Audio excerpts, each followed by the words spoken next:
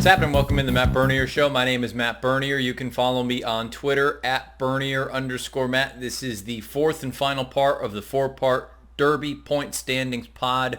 We've gone through numbers 1 through 5, 6 through 10, 11 through 15. We'll wrap up here this afternoon with 16 through 20. By the time this podcast is out, the field of 20, we will know where everyone will be starting in the starting gate for the Kentucky Derby this upcoming Saturday. This would typically be the recap edition, but again, because we're doing this, things are a little bit different. However you listen to this thing, please rate, review, and subscribe. You can check it out on YouTube, SoundCloud, iTunes, video.drf.com, as well as Spotify. Again, what we're doing here, we're going to go through 16 through 20 horses like WinWinWin, Country House, Gray Magician, Spinoff, and Master Fencer, the Japanese import. We'll touch on all 5 of those, show you the past performances, maybe take a look at some replays when available, and go on with things of that nature. Questions, comments, concerns beneath the video player on YouTube or directly to me over on Twitter at Bernier_Matt. Don't be afraid to hit that follow button as well. Let's dive right into it. We're going to go and start things off with a horse that I'm very intrigued with. Again, the Derby is being drawn today on Tuesday as I'm recording this, or close to it. I'm recording a little bit before the post draw. I'm toying very, very seriously with picking WinWinWin to win the entire race. I'll let you know why here in this piece. Here's WinWinWin, number 16 on the Derby list. Number 16 on the Derby qualifying list is WinWinWin. Goes out from Michael Trombetta. You can see the pedigree. He's by hat trick out of a Smarty Jones mare named Miss Smarty Pants. His two-turn record thus far, he's 0 for 2, and the figures, they look like they've declined a little bit, and if we're looking at it from a literal standpoint, they have. But I think there's reason to believe that this horse might actually be a little bit better than he looks on paper, and admittedly, I was someone exiting a race like the Pasco that thought, you know what, maybe he's just going to be one of those nice one-turn, sort of 7/8 one-turn milers that are just going to really take his game to the next level there, and as the distance gets longer, I wasn't totally sold.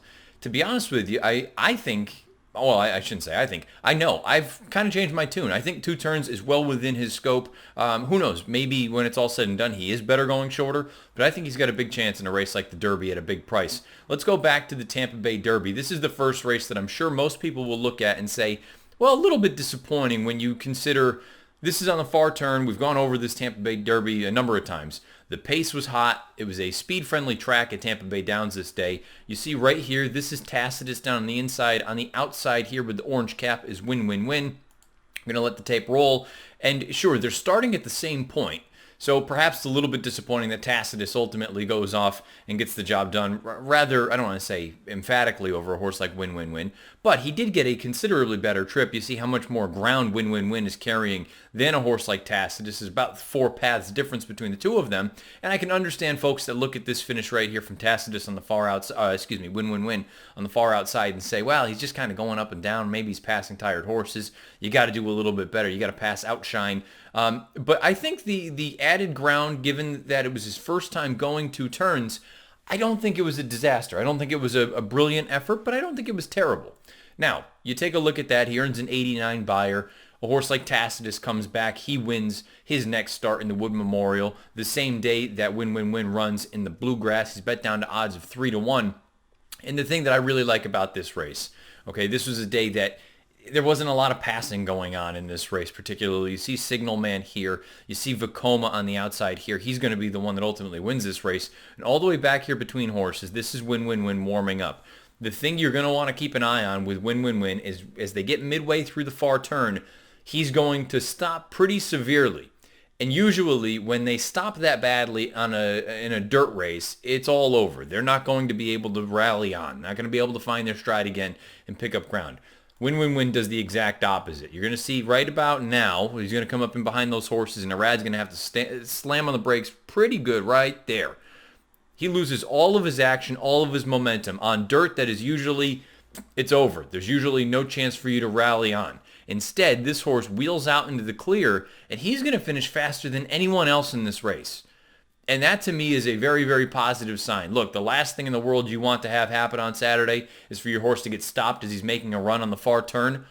But the fact that this horse is able to come on again at 1 1/8, he finishes faster than anyone else. And if he doesn't get stopped, I'm not convinced.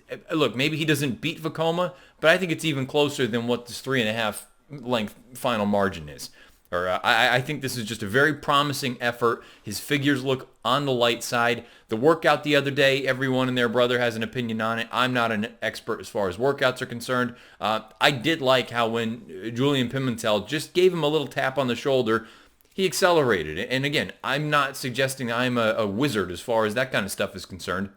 But I do like that he was in against Tacitus, he was in against Country House, and when he was asked, not that the other horses were asked or tapped on the shoulder at all, but when he was asked, that little tap, that was an instantaneous sort of acceleration. That to me, it's a sign of a good horse. Maybe the 1.25 miles won't work for him, but I think those last two runs, I think they have, at least they have him ready to go. And on top of that, that nice work that we saw the other day, I don't know. I mean, to me, I like everything about him. If you don't like him on top as a win contender, I would strongly, strongly urge you to use him underneath. And I know many of you are rolling your eyes saying I've said that about every horse.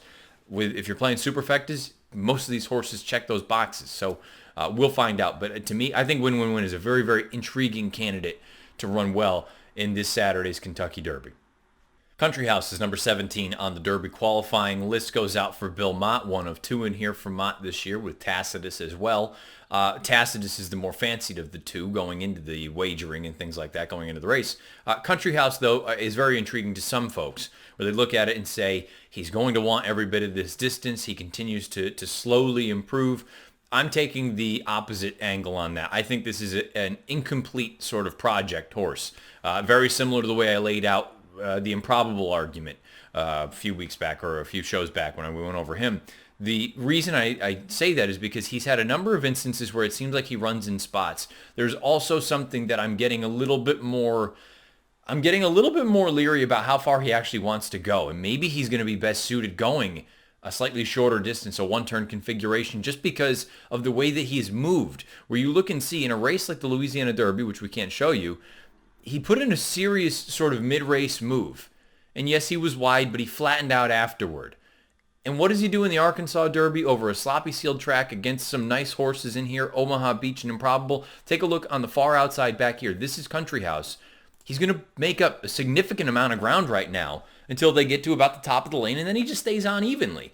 And I'm wondering more and more, when you see that that quick acceleration, the ability to go and do that, but then you flatten out at the end, that to me makes me wonder. I know the pedigree would suggest he wants to run all day, but I'm starting to wonder if maybe he is sort of a one-turn miler, kind of that type. And I understand you can say that for a number of these horses, but it feels more and more to me that when they get to the 8th pole, he just kind of loses steam.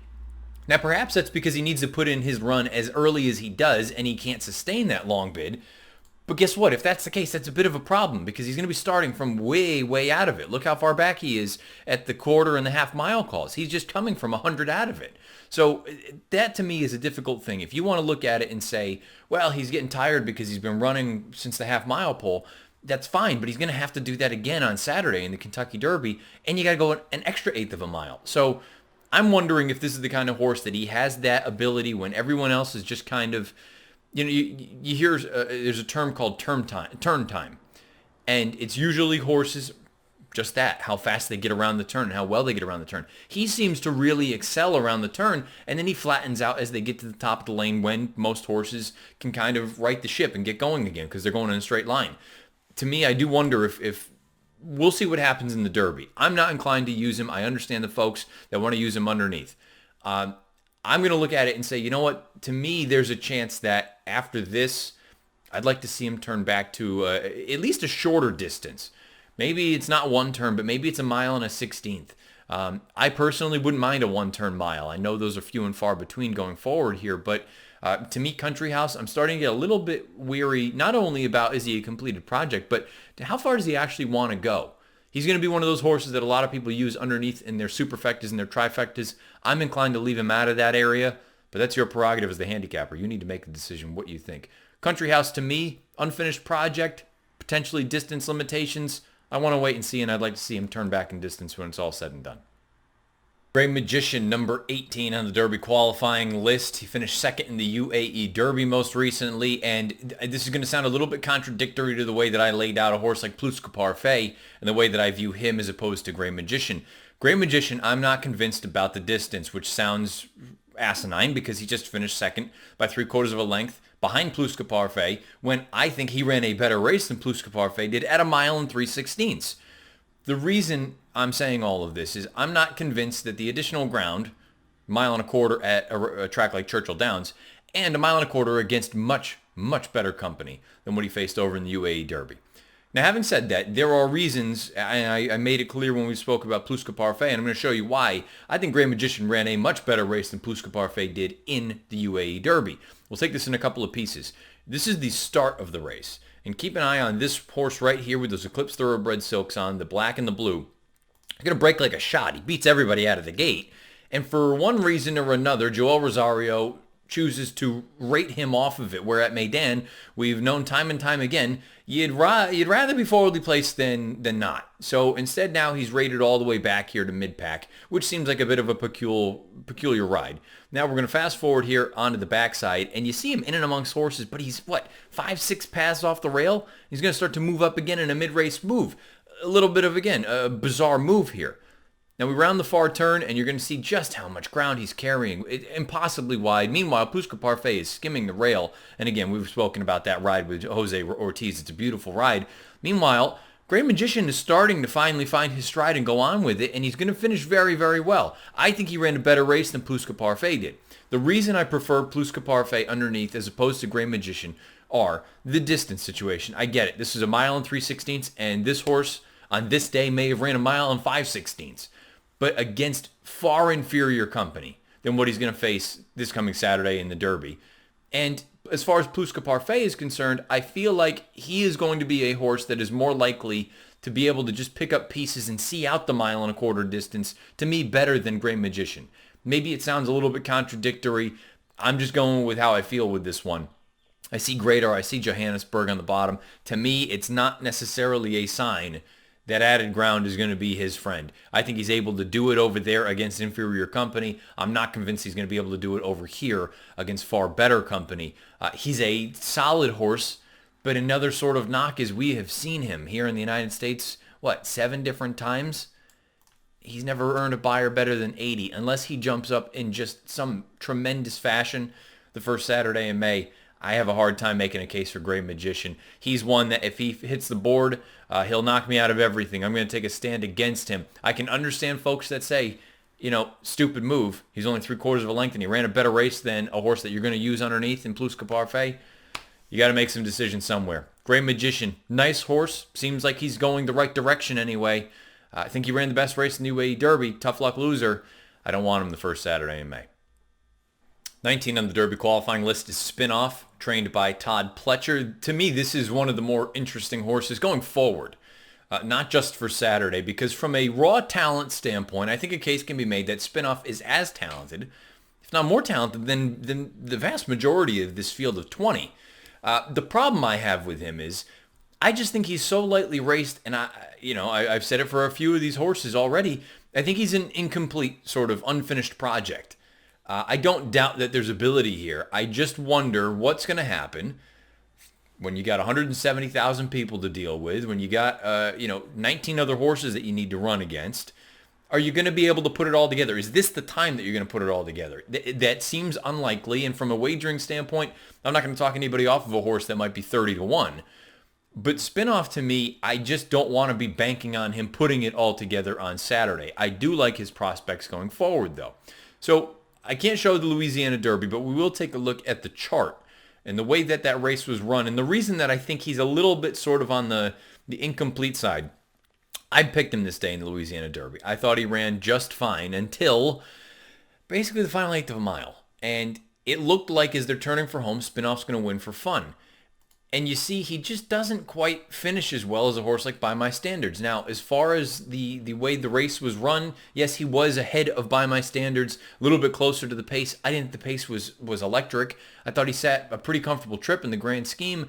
When he was set down, it looked like he was going to go off and win for fun. And he was not embarrassed to stay. Don't get me wrong. He only lost by 3/4 of a length, and they're 5 lengths clear of the rest of the field. But I didn't love that it seemed like he was a little bit on the green side, and he was green in this race at Tampa Bay Downs when he absolutely pounded a field. He looked good doing it, but he still seemed green. And to me, I do wonder if he's that kind of horse that you know what? When it's all said and done, maybe he's one of the top 5 horses coming out of this race going forward for races like the Travers, for races like the Pennsylvania Derby, and big races going forward. I just wonder about the Kentucky Derby. I may use him underneath. Heck, who knows? Maybe I'll convince myself to use him even more than just underneath. But that's been kind of a theme for me. If you've listened or watched all of these previews of these horses, these contender profiles, the idea that I don't want a horse that I don't think is all finally put together. That's not suggesting they're going to be, this is what they will be at this point, because it's still very early in many of these horses' career. But I just want a horse that I feel like I can rely on, that they're not going to throw a fit. That's all I'm looking for. And a horse like Spinoff, I'm not totally convinced that we're there yet. But from a talent standpoint, I think there's a real case to be made that he is as talented, if not more so, than the vast majority of this field. Spinoff is a very interesting candidate in here for the Derby on Saturday for Todd Pletcher. The final horse in the 2019 Kentucky Derby field is Master Fencer, the Japanese import. He was the horse that sort of took advantage of the point system over in Japan, the Japanese road to the Kentucky Derby. He's going to come here. He is 2 of 6 lifetime, and it's difficult to really gauge what you're dealing with here. We're going to go back and show you some tape. I apologize if I screw this name up, of the Fukurui Stakes. It's the most recent run at 1 1/8 miles. It is a right-handed 1 1/8 miles. Keep an eye on the number 7 horse. He's going to be coming from the back of the pack, and initially it's not going to look great because he's getting scrubbed on right about now, and he's got, a good half mile to go at least in this race. He's going to come from the back, and he's all out under the whip. He's defeated by a horse in Der Flug, who apparently is a nice horse, and I don't know hardly anything about Japanese racing, so take that with a grain of salt. But you see him here on the far outside. He's starting to make up some ground, but coming from a reliable source, and someone that I will not name, but someone that you folks, if you watch videos, are familiar with, is pretty in tune with Japanese racing, and is also pretty in tune with speed figures with Japanese racing. And I spoke with him, and he said that this horse is probably about an 80 buyer type. An 80 buyer type, simply put, as I said with Gray Magician, very unlikely to even sniff the board. I don't have a heck of a lot else to add, to be honest. I see Just Away. Just Away was a really nice grass horse over in Japan. I don't know if this horse is going to take to our style of racing over here in the United States. I don't know if he's fast enough. I don't know about the distance, because Just Away was more of a 1 1/8 type. Your guess is as good as mine. I won't have him anywhere. I think he should be every bit of 50 to 1, if not larger than that. I'd made him 99 to 1 in my preliminary value line that was up on DRF Live this past weekend. You can find that over there, and I'll have an updated one before the race goes off on Saturday afternoon. But Master Fencer, look, I hope for the connection's sake and for the race's sake that he runs decent. I think they should be thrilled if they get close to a top 10 finish. Because, this is still something you want, a bit of an international flavor. At least I do. I think it's best for the game if you get more of these international types that come over here and take a shot. Having said that, I just find it very difficult to imagine him being a serious threat in this race on Saturday afternoon. Master Fencer, a little bit of an international flair in the race. Don't think I'm going to be having any piece of him as far as wagers are concerned for the Derby. There it is, 20 horses looked at over the course of these past 4 pods. You can find them. They're all broken down individually on the YouTube channel as well as video.drf.com. Or, again, if you want them in parts, part 1 was 1 through 5, 2 was 6 through 10, 3 was 11 through 15, and this one here, 4, is 16 through 20. Thank you for everyone that has watched and reached out. It seems like most people, look, it's that time of year. Everybody wants to talk about the Derby and talk about the horses. Seems like this was a very well-received piece. Thanks for everyone for listening and watching. However you do take it in, whether it's YouTube, SoundCloud, iTunes, video.drf.com, or Spotify, thanks for doing so. Please rate, review, and subscribe.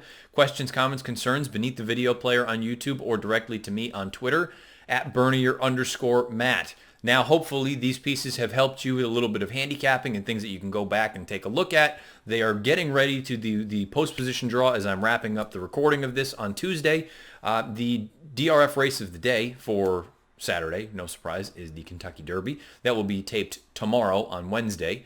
So that should be up at sometime Wednesday afternoon between me, Illman, and Beer. After I'm done with this, we're going to get ready to tape the Kentucky Oaks preview. So number of good things coming up. You're going to want to stay tuned to DRFTV all week, whether it's on the YouTube channel or on video.drf.com. I'll be back with a preview show on Thursday going over both the Kentucky Oaks as well as the Kentucky Derby. Happy handicapping. Get down. It's time. Here we go. Oaks and Derby weekend is upon us.